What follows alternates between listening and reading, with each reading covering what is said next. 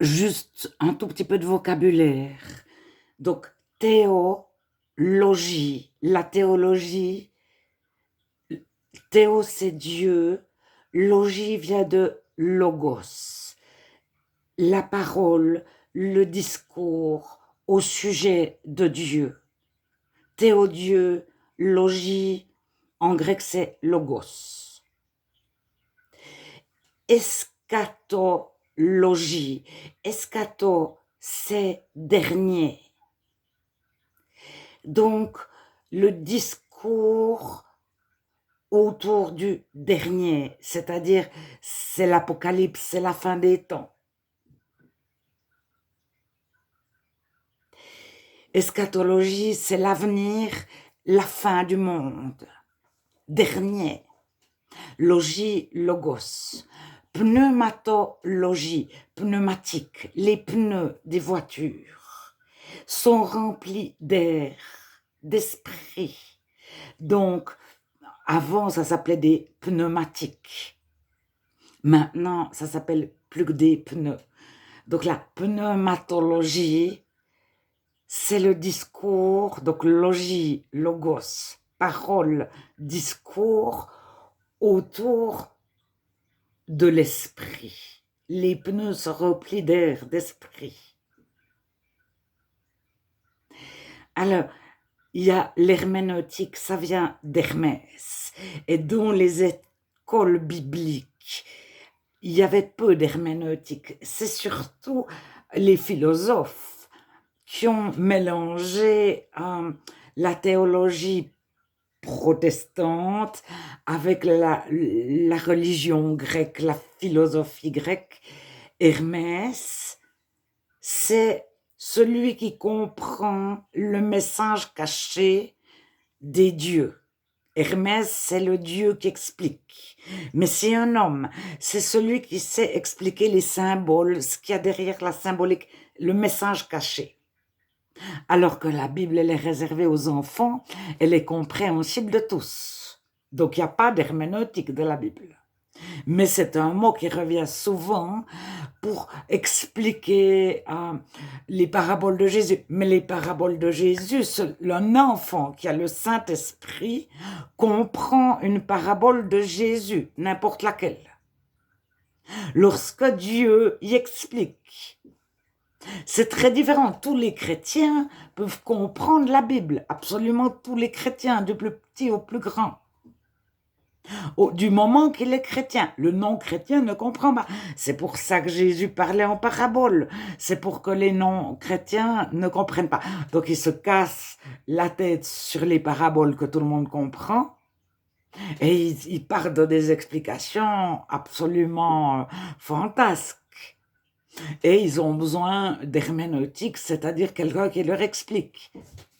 Mais vous prenez un enfant de 7 ans qui est rempli du Saint-Esprit, vous lui dites une parabole de Jésus, il l'a compris.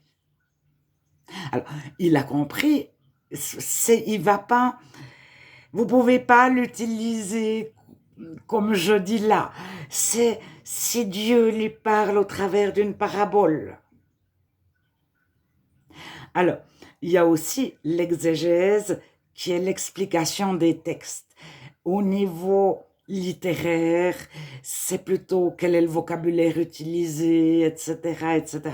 Et c'est plutôt une science littéraire, l'explication de la part de personnes qui connaissent bien les langues. C'est des érudits. Alors, ceux qui sont chrétiens, qui utilisent l'exégèse, pourquoi pas? Mais les non-chrétiens essayent d'expliquer la Bible. Voilà. Alors, d'ailleurs, le non-chrétien voit toujours le sujet polémique, le verset polémique. Le chrétien, il lit la Bible conduit par le Saint-Esprit. Dieu lui parle au travers d'un petit bout de verset. Il transforme son cœur ou il l'édifie. Ça veut dire il lui donne une parole qui va lui servir, qui va être utile, qui va utiliser. Il est totalement démoli. Le chrétien, le jour de sa conversion, il perd tous ses repères. Sa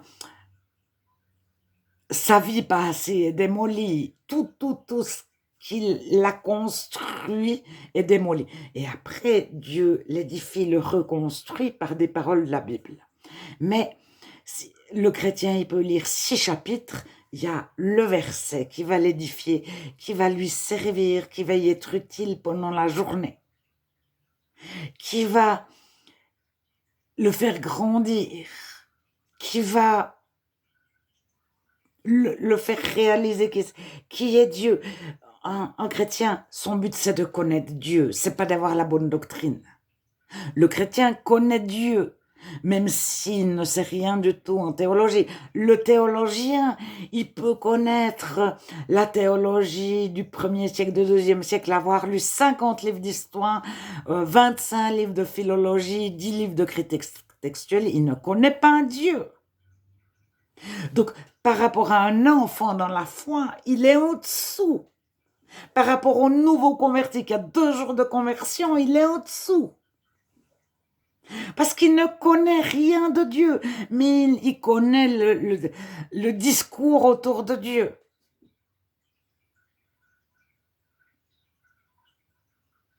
Alors actuellement, la critique textuelle est la principale branche étudiée de les écoles de théologie, c'est-à-dire quand a été écrit la Bible, sur quel support, comment, est-ce que c'est pas des fables, est-ce que c'est pas une invention politique pour contrer une autorité en place, etc., etc. Comment se représentait Dieu, les personnes, enfin, ça part de l'homme. Comment l'homme a besoin de Dieu quand il a peur? Comment l'homme a besoin d'expliquer l'orage ou le volcan, donc il se crée un Dieu. Et ça, c'est la critique textuelle actuelle. Le contenu de la Bible n'est plus du tout étudié par les théologiens. Ils ne savent pas ce que Paul a écrit. Ils n'ont aucune idée de ce que Pierre a écrit ou Jacques. Ils ne savent pas si Michée est de l'Ancien ou dans le Nouveau Testament. Mais ils savent toutes les erreurs de la Bible, c'est-à-dire tout ce qui peut, toutes les portes qui peuvent amener à ne plus croire la Bible. Tu vois, là, il y a ça fait qu'on ne croit pas la Bible. Ça fait qu'on ne croit. C'est ce que les musulmans ont fait sur Internet, on est habitué. Depuis 15 ans, les musulmans arrivent. Oui, alors dans ta Bible, il y a 2 fois ce verset, il y a 3 fois ça, une fois ça dit ça, puis une fois ça dit le contraire. Et puis, on ne sait pas à quoi répondre. Mais le théologien, il fait la même chose. Et quand il arrive en école de théologie, on lui explique que point 1, point 2, point 3, la Bible est fausse. Dieu n'existe pas. Alors, d'accord. Mais alors après, qu'ils viennent pas dire « Je suis chrétien, je me fais baptiser, je vais te baptiser ».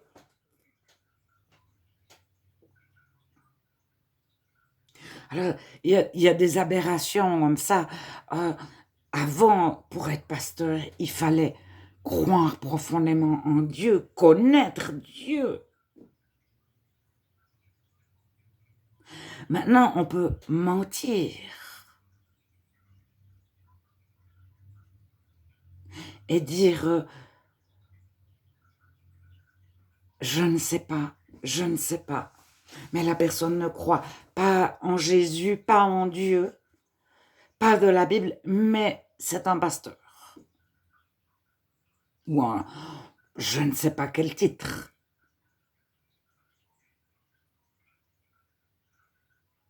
Alors, la critique textuelle compare les anciennes Bibles. Il y a des milliers de Bibles écrites à la main, des manuscrits, il y en a des milliers dans toutes les langues. Mais toutes ces langues ne sont plus parlées. C'est avant le vieux français, avant le vieil anglais.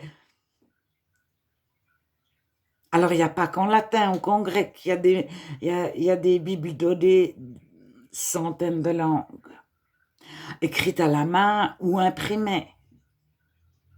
Et les personnes les comparent, les plus anciennes. Alors, elles ont décidé que plus c'était ancien, plus c'était juste. C'est le postulat qui a été posé par la critique textuelle. Donc, la critique textuelle, c'est étudier sur quel papier est écrit la Bible, ou peau de bête, avec quelle encre, ou si c'est gravé de la pierre, etc. Alors, la forme des lettres, c'était l'époque, c'était la région, est-ce que c'est crédible, etc. Alors, à un moment donné, ils ont décidé que plus c'est vieux, plus c'est juste. Et il n'y a aucun critère objectif, c'est un postulat, ça veut dire nous décidons, plus c'est vieux, plus c'est juste. Et un postulat, c'est presque une vérité. On dit qu'il faut faire comme ça, mais on ne sait pas pourquoi. Alors, actuellement, ils étudient les différences entre les textes, et puis de plus en plus, peu importe le texte, qu'est-ce qu'on apporte aux petites brebis?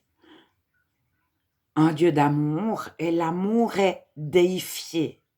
L'amour devient Dieu en soi.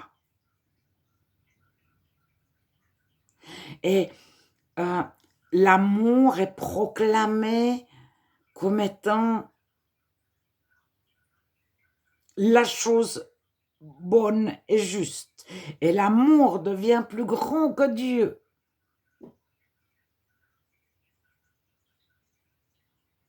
Mais alors, qu'est-ce que c'est que l'amour? Alors, il y a comme ça, on le voit par rapport aux animaux, mais ça revient chez les humains. Actuellement, il y a des animaux, des chats et des chiens en particulier. Les chiens ont un collier avec des diamants. Lorsqu'ils meurent, il y a des cimetières pour chiens. Il y a des personnes qui vont apporter des fleurs ou des croquettes à leurs chiens décédés. Et ils vont, s'il meurt, le chien hérite et il aura un serviteur qui sera payé pour nourrir le chien après la mort de son maître. Et s'il meurt, avant le maître a l'impression d'avoir perdu sa mère, son père, son conjoint, son enfant. Et le chien était... Mais il n'aurait pas fallu dire non au chien parce qu'on aurait traumatisé le chien. Mais à l'inverse, il y a des animaux qu'on envoie à l'abattoir qui vivent, il y a des cochons qui vivent et des vaches qui vivent dans des cages il y a 10 centimètres de chaque côté d'eux. 10 centimètres de chaque côté du cochon. Et il y a des poules, elles vivent serrées, serrées, serrées. Alors elles sont au sol, elles peuvent marcher, mais j'entends, elles sont collées les unes contre les autres, elles ont la lumière 24 heures sur 24, elles ont, pourvu qu'elles engraissent, les vaches, les cochons aussi. Et ils sont amenés à l'abattoir. Si leurs pattes restent coincées dans le camion, quand on a fermé le camion, la patte de la vache est restée coincée, elle fait le trajet avec sa patte coincée dans le camion. On s'en fiche, c'est du bétail. Alors vous avez le chat qui est l'enfant du roi, mais il est mieux traité que certains êtres humains. Et vous avez le bétail on va le manger, mais il ne ressent rien. On ne le voit pas. C'est une chose, c'est un truc matériel. C'est une propriété. Alors, vis-à-vis des êtres humains, on en est là, où il y a certains êtres humains qui sont adulés, où c'est des gens extraordinaires, et il y a des personnes qui sont haïes, où on est indifférent. Ils ont qu'à crever, on s'en fout. Ils ont qu'à avoir faim, on s'en fiche. On ne les voit pas, on ne les voit plus. Les premiers qui dormaient dans les rues des grandes villes d'Europe, on les a vus, on en avait mal au ventre. Une fois qu'on en a vu 3 fois, 10 fois, 20 fois, on passe à côté, on ne les voit pas. Ils peuvent tomber, appeler au secours, on ne les voit pas. Mais si on apprend qu'un acteur de cinéma de 14 ans a été injurié, on a les larmes aux yeux pour lui parce que le pauvre à 14 ans, on y a dit qu'il était bête, ou on- je ne sais pas, quelqu'un l'a un peu agressé avec des mots.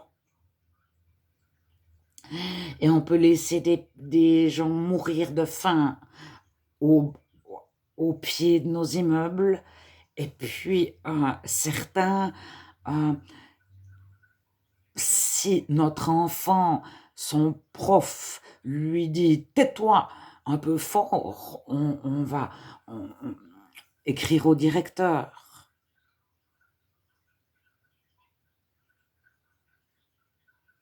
Alors, tout ça pour dire qu'est-ce qu'aimer? Alors, de la Bible, Jésus, lorsqu'il parle d'aimer, aimer comme je vous ai aimé. Et il faut rechercher et être chrétien, la théologie du chrétien, c'est connaître Dieu. On n'a pas besoin de connaître la Bible par cœur ou d'avoir fait des cours, etc. C'est qui est Dieu. Et on le sait, le petit au fond, il a la paix de Dieu dans son cœur, la présence de Dieu. Il a son cœur transformé, il a un guide, il a une mère, un père, une présence. Il n'est pas seul, il ne manque de rien. Il est comblé par Dieu, il n'est pas frustré, il est, il a Dieu qui le rend heureux, Dieu qui l'aime, et il aime Dieu. Mais pour aimer Dieu, il faut savoir qui est Dieu. Et on peut lire, mais on peut aller dans une bibliothèque de théologie qui a 40 000 livres. On peut lire les 40 000 livres et ne pas connaître Dieu. Alors on peut connaître la doctrine des évangéliques 1, des évangéliques 2, des pentecôtistes 1, des pentecôtistes 2, des salutistes, donc l'armée du salut, des libristes, de l'action biblique, des frères étroits, des frères larges. On peut connaître les apostoliques. Alors il faut faire très attention parce qu'il y a des sectes parmi les évangéliques se reconnaissent entre eux parce qu'ils vont à Dieu, ils vont pas à une doctrine, ils vont pas à un homme. Alors, quand quelqu'un dit nous on a raison, nous on a la bonne doctrine, que le cours ou le message va sur une doctrine ou sur un homme ou sur une église ou sur une façon de faire, sur une méthode, etc. Le message chrétien, il va sur Dieu et il va sur Jésus. Alors, quand on ne parle pas de Jésus, ou quand on parle du petit Jésus, de Jésus de Nazareth,